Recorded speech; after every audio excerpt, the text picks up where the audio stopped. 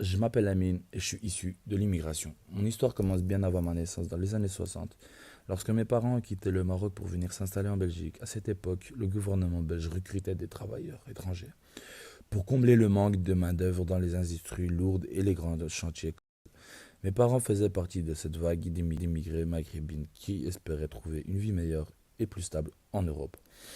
Mon père m'a souvent raconté les histoires de leurs premiers jours en Belgique. Lui et ses amis isolés dans des quartiers spécifiques. Récupérés par la nationalité, les quartiers où ils vivaient étaient surnommés le Petit Maroc par les Belges. La communauté maghrébine était mal vue et souvent victime de discrimination.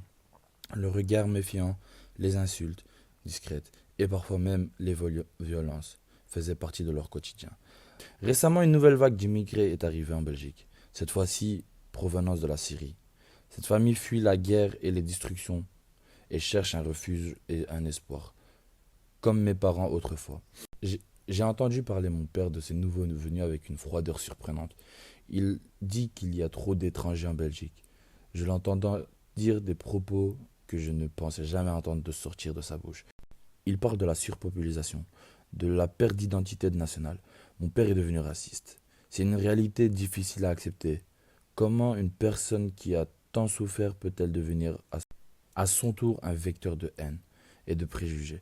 Cette question me hante. Je sais que je ne peux pas changer sa vision du monde, mais je peux choisir d'être différent. Je peux choisir tendre la main à ces nouveaux arrivants.